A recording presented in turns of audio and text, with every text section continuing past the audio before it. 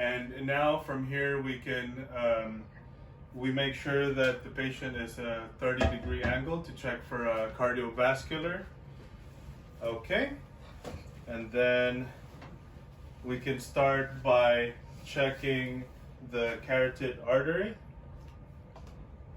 Okay, I can feel that. All right, and then from here, could you face to your right side? And then we can check if there's any jugular vein distension. As I see, I don't see it on this side. And hit your chin. Okay, and I don't see any jugular vein distension on this side either. Okay, and now we can go ahead and inspect for heaving and bounding. I don't see that right now, so now we can palpate. I don't feel it either. So now we can proceed to auscultating for heart sounds. So we can start by auscultating for the pulmonic, the aortic valve.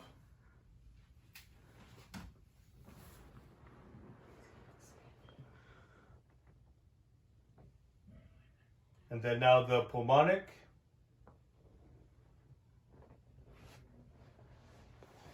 And then Herb's point. And then tricuspid. And then mitral. And then since we used the diaphragm, now we can go back and use the bell of the stethoscope.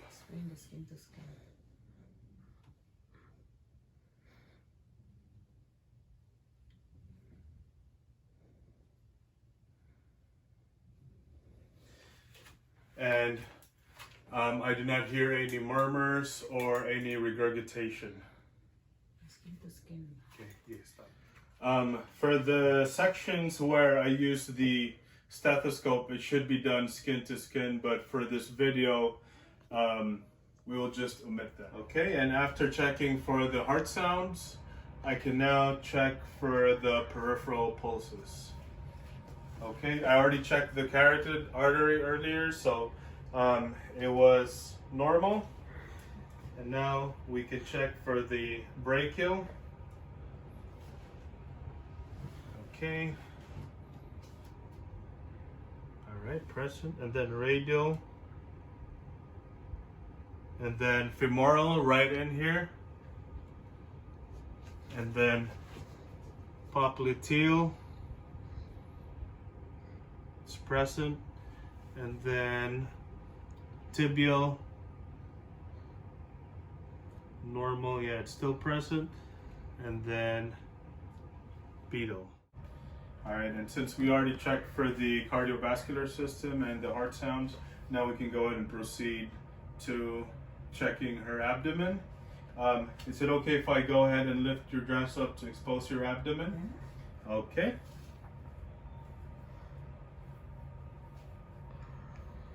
And then you can go ahead and check for symmetry.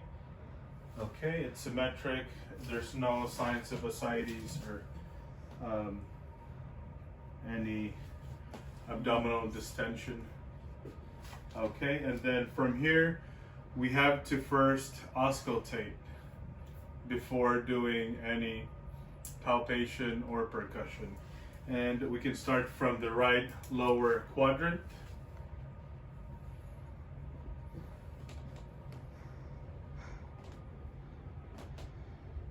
Okay.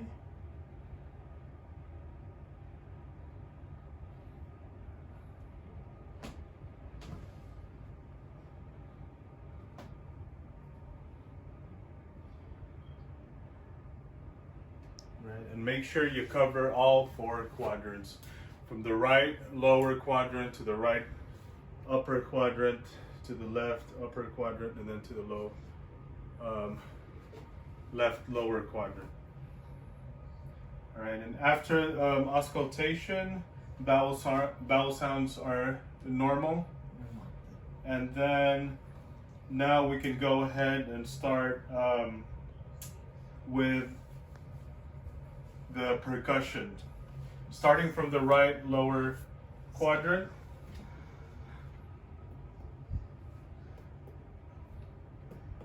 Skin inspection namin. Okay, and then right upper quadrant, and then left upper quadrant, then left lower quadrant. Okay, and I did forget to mention that navel is normal. I don't see any in the skin is normal too. I don't see any lesion. Okay, now we're gonna go ahead and do the light palpation. And if you could move to that side of that bed. Okay.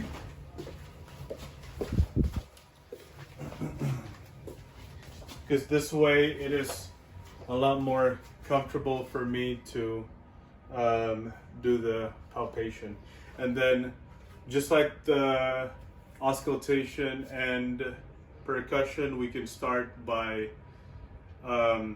doing the light palpation at the right lower quadrant. Okay. And just let me know if you feel any tenderness, okay? Alright.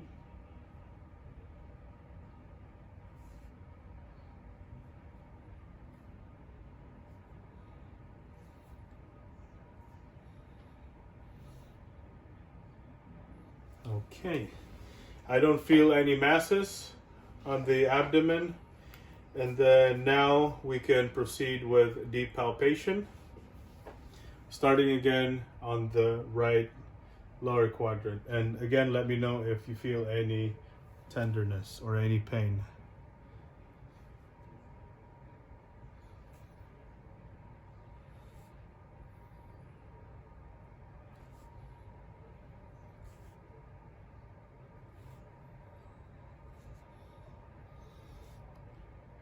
Okay, and we can feel for her liver on the right upper quadrant.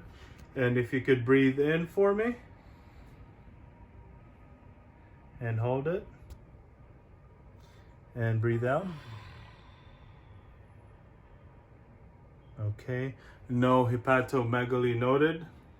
And then now, okay, could you turn to my right, to this side? Could you turn this side? That way? Yes. Okay. All right. No splenomegaly noted. And then if you could lay flat again for me. And one thing that I wasn't able to do while auscultating was listening to the renal arteries and the abdominal aorta. And now I'm going to auscultate the renal artery and the abdominal aorta.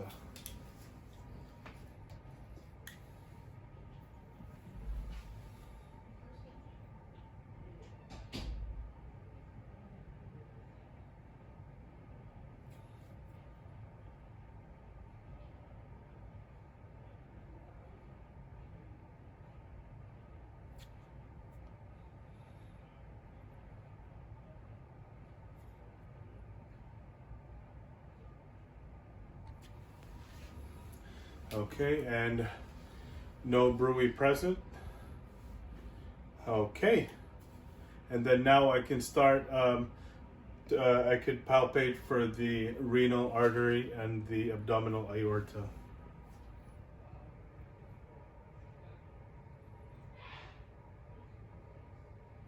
Okay, and then on the left side,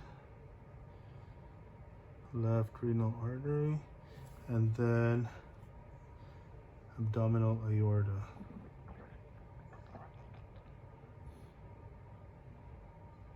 All right, I actually feel those pulses, and it's within normal limits.